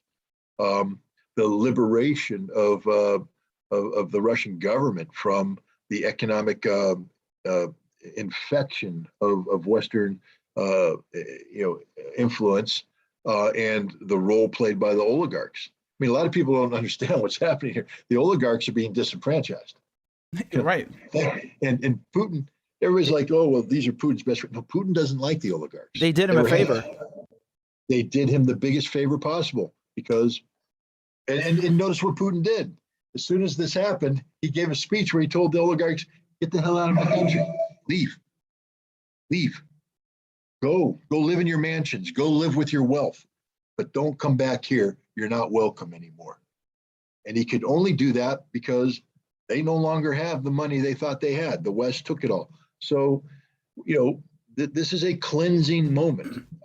There's going to be a radical realignment of centers of gravity in the world. The singular polarity that exists is being broken apart, and it's going to be spread out. And BRICS is probably the initial model of where these centers of gravity are going to, the new centers of gravity are going to emerge.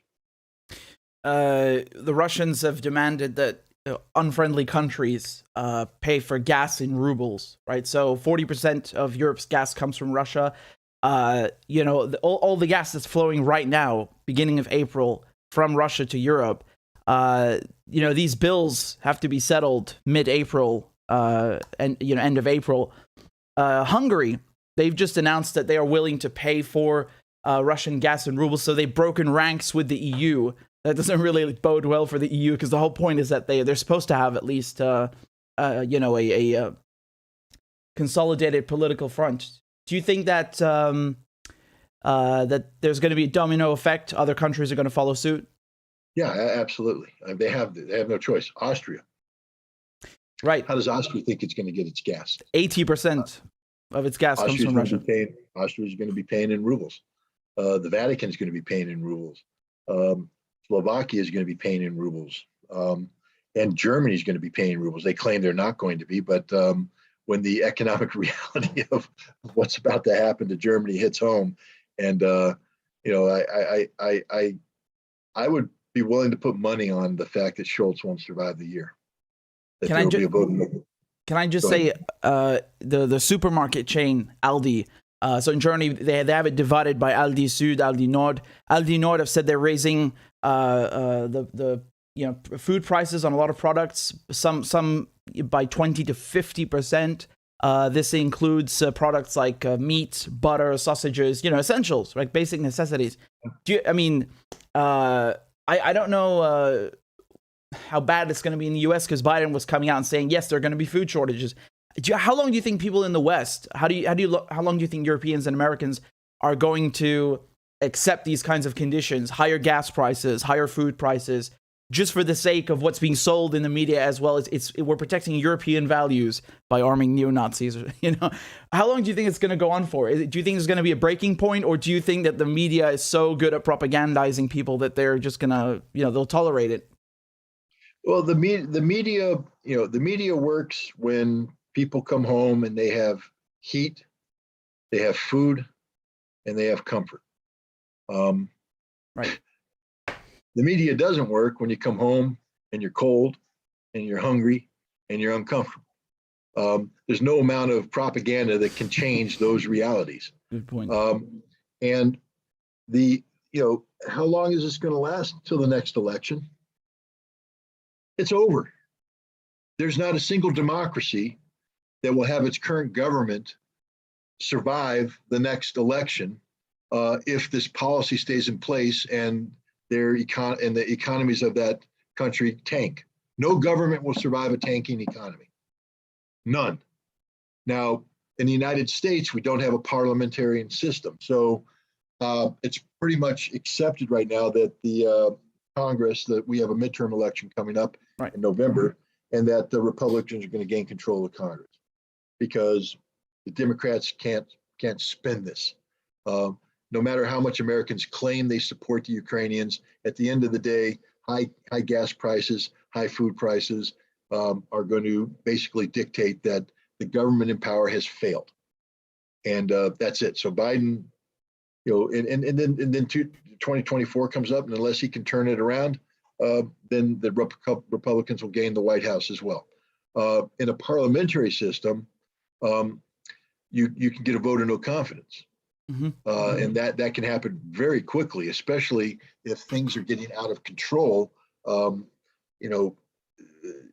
Political parties that are aligned with the power structure of the B are going to start. People are going to start jumping ship because that's their life. There's going to be a vote of no confidence. There'll be a new election, and it's a virtual guarantee that the party responsible for the economic collapse will be voted out of office. And then the new people will come in understanding exactly what needs to be done, which is to change the policies that created the economic difficulties. Now, normally politicians are pretty astute, and they don't like to commit political suicide, which is why I believe as this situation starts to unravel, you might see people jumping ship. And I would not be surprised to see Germany jump ship soon, because Scholz knows, look, he knows he's done, finished. He won't last the year if this happens. I mean, there was talk about BASF, a big German company, laying off 40,000 people, and those jobs will never come back, ever. Yeah. And we can just go down, and that'll just create a cascading effect. And the German economists have said this will be a permanent damage. This will be damage that hasn't been seen since the end of the Second World War. So, what politician can survive that? None. None. Macron might not even survive. Right. There's a chance that Le Pen is going to beat Oh Macron. my goodness. And this is also the danger. If you remember what we talked about earlier about Germany, Yeah. liberal democracies flourish in times of economic well-being. Adolf Hitler and the Nazi Party did not come into power because the Weimar Republic was an economic powerhouse. Right. They came into power because the Weimar Republic was a banana case, just a useless, economy. And Europe's about to become a useless economy. And look at the governments that have survived recent elections. Hungary. It wasn't a wonderful liberal democracy that came out of that thing. It was a very conservative, nationalistic government that is towing a different policy line. Serbia had an election, same thing. And I think Europe is going to be going in that direction. I think ultimately the suicidal economic policies carried out by the so-called liberal elite are going to result in a conservative nationalistic backlash. I think one of the reasons, not the only reason, but one of the reasons you had liberals upset at the fourth consecutive re-election of the Hungarian government is that they basically one of their pledges was that they're going to guarantee energy for Hungarians. That means Russian gas, right? So they're the first to come out and say that they have no problem paying for it. And obviously, that upsets the West because they want people who fall in line and just do what they're told. Do you think sanctions? Perception of unity. The Right. perception of unity. It's not the reality of unity. There's nothing unified about Europe right now. Nothing. But the perception of unity, shaped by Biden, the known prevaricator of truth. For those of you who don't know, we have very old footage of Scott challenging Joe Biden himself in congressional hearings. It's quite amusing to watch. I just want to ask you something, Scott. Do you think sanctions on Russia are backfiring? Because, as we said, food prices are rising in Germany. Biden is saying there's going to be a scarcity of food in the U.S. I want to show you a tweet from former Labour MP Chris Williamson. He said that... I better not look at it. They might close them down. He said after the latest sanctions on Russia, its currency and stock market strengthened. Meanwhile, the cost of living crisis in the UK is turning into a catastrophe for people on low incomes, thanks to our idiotic political class who want to prolong war in Ukraine rather than press for peace. We've seen that. In addition to the blowback at home we've seen that Russia's currency, the ruble, has regained much of its value. It's quite close to the pre-war value it had against the dollar. I know some people say that, well, yeah, that's because Russia's playing games. They forced everybody to who's making money in dollars to sell 80% of their income for rubles. They've forced these gas payments in rubles now, and that basically Russia's artificially shoring up its currency or appreciating the ruble, and it's just temporary. Do you think that it's just temporary, or the Russians have perhaps found a way around it? Well, let me preface it by saying that whatever Russia's doing is not a knee-jerk reaction. The United States has been projecting the threat of sanctions against Russia for some time now. Joe Biden met with Vladimir Putin in Geneva in June 2021, and he famously claims to have stared Putin in the eyes and told him about the massive sanctions that will cause unprecedented harm to the Russians, and all that. There's no doubt that he did that, and there's also no doubt that Putin went back to Moscow, convened his national security team, and said, "Okay, how do we deal with this? What's our strategy? Because this is going to happen. If we make the move, we now know what they're going to do. We have to assume the very worst, and we have to have a plan. And it has to be a not just a paper plan, but a real plan, meaning that we head down this direction. One of two things can happen.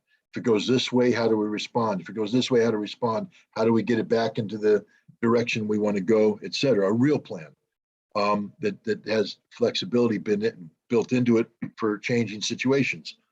So Russia has prepared for everything, literally prepared for everything, which tells me they're not manipulating anything for the short term, that they have a long-range strategic plan that is premised on the notion that the ruble is going to become a stable economy of global commerce, strong enough to supplant the dollar, at least in the economies that Russia wants to target. Russia has done something very clever. How many people before this crisis thought that that Putin would link the ruble to the gold standard? Mm-hmm. But it happened, and it was a genius move, because now the ruble, believe it or not, is dictating it, because the price of gold used to be linked to the dollar. Right. It's all based upon the dollar. But now by saying that, I think it's 5,000 rubles are worth a half a gram of gold or something like that, that value doesn't change. At the end of the day, 5,000 rubles are worth this much gold. And so now it's the dollar that is linked to the ruble, and he's flipped the script.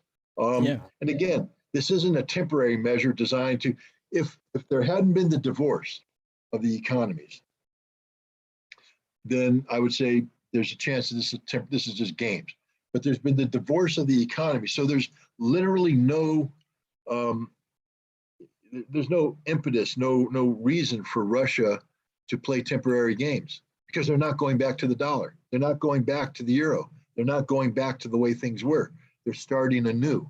This is about empowering the ruble to function in a trans-Eurasian market, not in an American market, not in a European market, but in a trans-Eurasian market as part and parcel of a currency flux that includes the yuan, the rupee, and other currencies, as co-equal currencies of joint, that can be jointly traded. No, Russia, this is the new reality. This is the new reality. It's not a game. It's real. Putin don't bluff. Those are three words that should be tattooed on every American politician's forehead, so that when they go look in the mirror, they can realize how stupid they are to think otherwise. Putin don't bluff.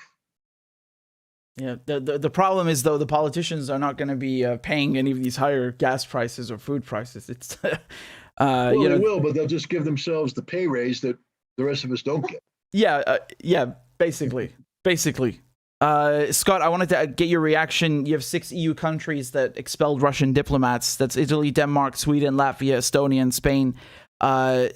We were just talking about how Europe is divided, and there's going to perhaps come a point in time where, you know, these countries, they're going to regret doing all of this because it's going to cause their economies to go into free fall. There would be too much blowback. Do you think this is causing irreparable damage? Because, you know, of course, it's normal to summon ambassadors and so on, but, you know, kicking out ambassadors like that from 6 European countries, it does seem a bit, diplomats, excuse me, it does seem a bit far compared to usual, right? Oh, no. What we're seeing right now is the manifestation of something that, the Russian government has been saying for some time now. Borrell, the head of the EU's foreign, he's I guess he's the equivalent of their foreign minister of the EU. Borrell and has been extraordinarily anti-Russian, the Lavrov and others have said that relations with the EU are irreparable. That we no longer see ourselves as working as viewing the EU as a partner, and again, understand Russia is walking away from the West, and the more Russia walks away from the West, the worse off things are going to be for the West. At some point in time, Sweden is going to want to talk to the Russians, but if they continue down this path, they're not going to have the outlets to discuss them. And understand that the relations between nations isn't as simple as an ambassador talking to an ambassador or things like that. It's sophisticated bureaucracies that, for instance, in Russia, I can guarantee you that in the Ministry of Foreign Affairs, there is a Swedish department that is staffed by people who have studied Sweden, who have traveled to Sweden, who speak the Swedish language, who know the Swedish economy, and they're at multiple levels, so that if they have a Swedish counterpart that deals with fisheries, the Swedish fisheries person can call the Russian fisheries expert on Sweden, and they can talk the same language, and things can get done. It also creates the ability to preempt problems. So if I can pick up the phone and talk at the lower level about something and hash things out, it doesn't percolate to the top where crises normally occur. By shutting down by kicking out these diplomats, you're shutting down these avenues of communication, and therefore you're pushing everything up to a fewer number of people, which means you're not going to get the expertise, you're not going to get the attention, things are going to languish. And again, if you're Russia, who doesn't care right now because they're just fed up with the West, they're walking away. Because I guarantee you, there's a huge, all these diplomats they're kicking out are just going to be retrained and sent to China, they're sent to India, sent to the nations that count. Right. Europe doesn't count anymore. Europe doesn't factor in. Russia's walking away from Europe. That's reality. Now, there's some countries that Russia will maintain a relationship, not as part of a European community, but as singular entities. Hungary is one. I'm sure there'll be Bulgaria has the potential of becoming another. Maybe Austria, but the other ones, Russia just doesn't care about them anymore. It's a hands-off approach. Whatever problems they have is their problem. And one of these days, sooner rather than later, they're going to realize they need to talk to Russia. They're going to pick up the phone and no one's going to answer because no one's there anymore. They just don't care. Yeah, it's I feel like they're burning too many bridges, and it's really destructive and foolish, and I just don't see the value of it all at all. I really think it's the West shooting itself in the foot, and the irony here is that European countries, EU member states, are so willing to do this on behalf of the US, and they're actually going to pay the highest price because they're in proximity to Russia. They depend on Russia for energy, on trade. I really don't know how this is going to bode well. Scott, what did you make of the U.S. sending a delegation to Venezuela? Because they've been telling us for a long time Maduro's not the president, and now all of a sudden they want to talk to him, right? They want his oil. The Saudis are not picking up the phone. I mean, this really doesn't look good for the U.S. as the global hegemon. It looks like also they've sanctioned so many countries now that they've just burnt too many bridges. So in terms of foreign relations, in terms of the petrodollar, the global dominance of the U.S. as the U.S. dollar is the global reserve currency and currency of choice in oil sales. All of this, the future of all this, it looks a bit risky, doesn't it? Well, it's very risky. I mean, let me just ask you a question. If I had two systems of payment, and I was trying to get you to buy into it, and one was ultra convenient. When you pulled it out and used it, transactions occurred flawlessly, seamlessly. Accurate reporting, everything moves slow. And the other one, some weeks it wouldn't work. You couldn't get money out of your ATM. The bank was constantly calling you, changing the rates, changing the terms and all that. And you had to choose between those currencies. Which one would you pick? You don't have to answer because I know what the answer is going to be. The dollar as the currency of the world, the world's reserve currency, should be the most convenient currency the world has ever seen.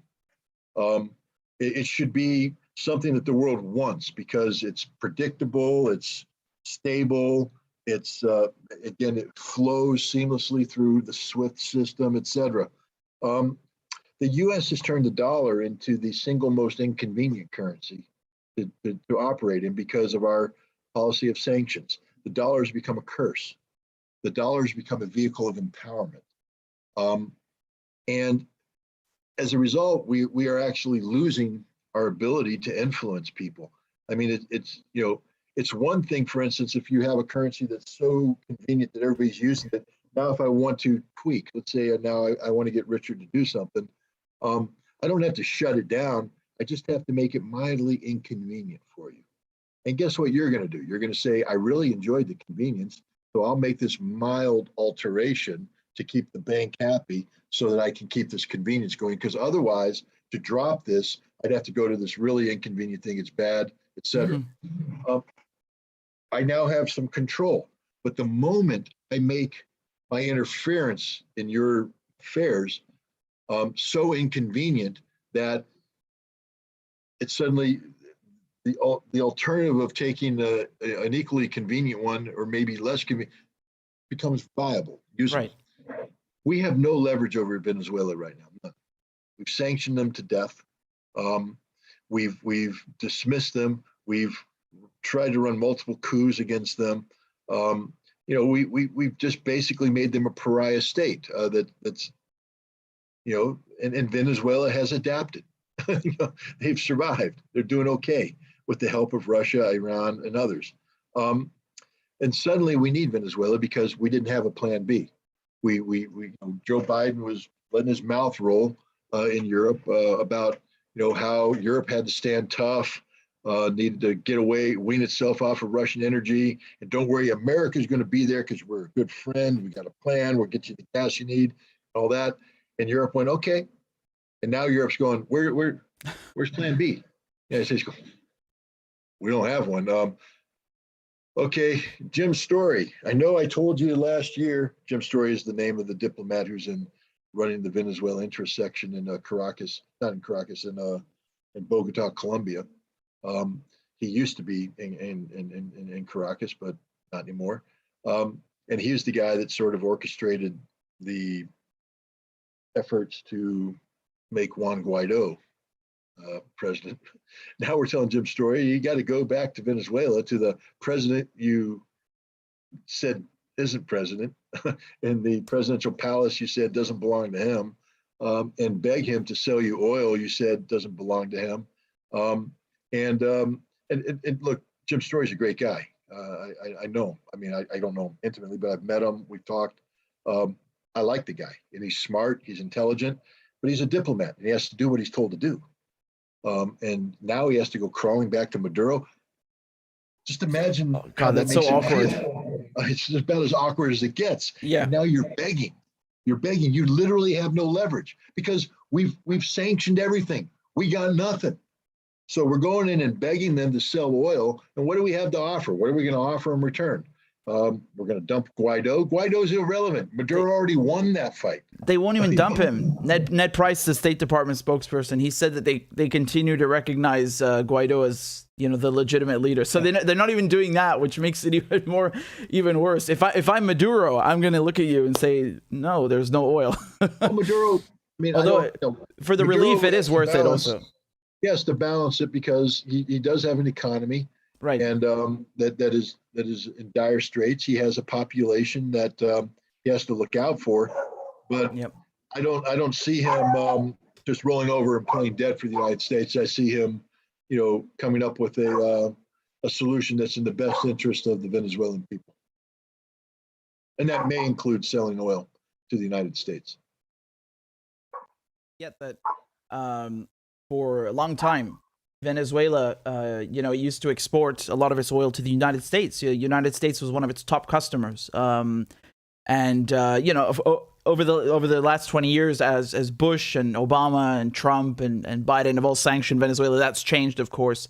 But the U.S. remains a net importer of oil. It just consumes far too much. It needs to find oil somewhere, and even cutting off Russia, which was just 3%. Look at what it did to the oil prices. I mean, it's very, very intricate. Well, one of the interesting things about Venezuela is the grade of oil that you get out of the ground, because it was so close to the United States, is, I guess it's our refineries have been built around processing this grade of oil. Right. And so all of our gasoline comes from the Venezuelan oil. And now when we shut down, we had to search for either you have to totally reconfigure the refineries, or you have to find a similar grade of oil. And I guess somewhere in the Ural Mountains, the Russians produce a grade of oil that's very similar to the Venezuelan grade. And so that's what we've been buying. We've been buying all the, I forget, it begins with an M, I think, Mazor or something like that, oil, because our refineries can operate, can process this stuff without significant, reworking. And that's why we have to go back to Venezuela, because if we stop buying the Russian oil, we got no other option. I mean, this is how stupid our politicians are, and it's also Iran. I mean, they're the personification of evil. We can't deal with them. Nuclear threat, regional threat, da da da. Oh, wait a minute. We might need Iranian oil to go on the market to keep the price of oil stable, so that we don't have to pay through the nose. It's not that we'll be refining Iranian oil. We just need to create the impression in the global market that oil is available. Right. And suddenly, we were at an impasse in the JCPOA negotiations, and now, we're like, oh no, we're good. Let's go. We're ready to rock. We're even considering lifting the foreign terrorist organization label on the Revolutionary Guard. Imagine that. Right. That's the big fish that the Iranians have wanted, lifting the Islamic Revolutionary Guard Corps. Yeah, and they may not get it, but they may. But the point is, if it weren't for the stupidity of our sanction policy against Russia, they never would have gotten it.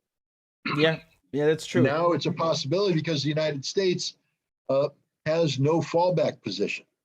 Man, personally, I think it's a good idea, but my point is, if you're going to have policies that that implies you're not a serious nation if you're sanctioning somebody, making their people suffer, et cetera, and suddenly, because of a simple economic click, you go a 180. Right. You're not a serious nation if that happens. Your policies must be linked to a principle. Yep. Not the principle of appeasing Saudi Arabia or appeasing Israel, a national security imperative. But if we can flip on Venezuela and flip on Iran, that means we're not a serious nation. We're just not a serious nation. uh, Scott, I wanted to ask you about this Zelensky quote. He said that he wants to see Ukraine turn into a big Israel, right? He said that we will not be surprised that we'll have representatives of the armed forces or the National Guard in all institutions and supermarkets and cinemas, and there will be people with weapons. What does that mean? He wants to turn into a big Israel. What do you make of that? I think he's basically saying that Israel is a small nation that exists among larger nations and is a regional superpower because of their military strength. And so he wants to become a power that's dependent upon nobody. NATO betrayed him. NATO absolutely betrayed him, and he can no longer rely on NATO. And Russia invaded him, so he can't rely on Russia. And I think he lives in a fantasy world where he thinks that somehow the non-existent battlefield successes that he's convinced himself that he is that they have gained, is going to result in him being able to dictate this fantasy outcome. But Scott, Zelensky's either going to be dead or in prison, so it doesn't matter. Well, why do you think the Israelis won't give him the Iron Dome? Well, first of all, because no Ukrainians trained on it. Second of all, because it will, the Iron Dome is designed to shoot down Hamas rockets and right. And rockets, unsophisticated rockets fired out of Lebanon. But the moment you fire, Kinzhal at it, it's over, man. Boom, it's gone. So it's just an expensive waste of money to send it to Ukraine. You can't solve this problem. Again, you have General Wesley Clark on CNN talking about how important it is that we get 70 old T-72 tanks and 50, 60 old BMP fighting vehicles out of the the former Warsaw Pact nations, and we turn them over to the Ukrainians at a time when the Ukrainians have lost 1,980 tanks and armored fighting vehicles. So he thinks that somehow sending 110, 120 vehicles is going to change the outcome of this fight. None of them will make it. First of all, I'm surprised if anything can start right now. Have they been maintained properly? If I were the Ukrainians, I wouldn't accept these. They're death traps. Are the engines going to freeze? What's the maintenance record? Does anything work? Does the loading system work? Et cetera, et cetera. Do they have night vision capability, or at night do they just become a glowing piece of metal that'll be picked up by a drone with infrared capability and a missile will take it out? So, and none of them make it from the Polish border or wherever they're coming across to the battlefield to begin with, because you got to load them on trains. The trains will be blown up, or you got to load them on heavy equipment trailers. They're going to be blown up, or you're going to drive them on open road and they're going to be blown up. So, there's this fantasy that somehow the West can provide Ukraine with the military means necessary to prevail in this conflict. That's just not going to happen. Ukraine has lost the war. The war is over.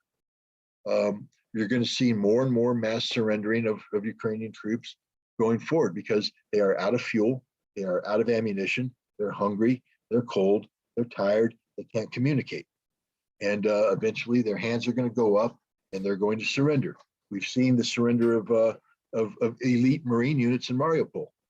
And we're going to see the surrender of less elite units throughout, especially once the pincer closes in eastern Ukraine. And you have 100,000, 60 to 100,000 Ukrainian troops realizing that they only have two choices: fight and die, or surrender. Well, Scott, you're engaging in wrongthink, and I think we can all see why they banned you from Twitter, because you say uncomfortable truths, or as we were discussing earlier, you at least provoke or stimulate critical thinking skills, and that is, completely verboten in this day and age. Scott, any closing remarks? I know I've kept you on for so long, but I'm really grateful we got to pick your brain. Anything else you wanted to add that we didn't touch on? This Twitter ban that they've done against you. where can people follow you? I've pulled up your Telegram. Is this the correct one? Let me put it up on the screen. That's me. Okay, so that's it. So it's t.me/Scott Ritter, and I will paste it in the chat so people can just click on it directly. Anything else besides Telegram where people can follow you? That's it. I mean, I don't have a huge social media profile yet, so I may never get one because I'll just get banned.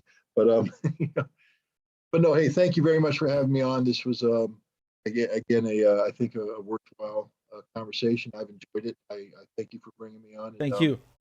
Hopefully, between the two of us, we've generated some cerebral activity amongst the people who are listening. Yeah, I hope so. Again, we've got about 5,000 people watching. They're all very happy with you being here, and I don't just speak for myself when I say that it's always insightful and great to pick your brain and have your insights, Scott. Thank you so much. I hope we get to do this again soon. And again, everybody go follow Scott on Telegram. It's t.me/Scott Ritter, and I'm gonna copy paste that in the chat. There's literally so many people saying thank you. The chat is just exploding. I cannot even read all the messages. It's quite overwhelming. Thanks, and have a good night. Get some sleep. Yep, we'll do it. Thank you, Scott. We'll talk later. Take care. Thanks. Bye-bye.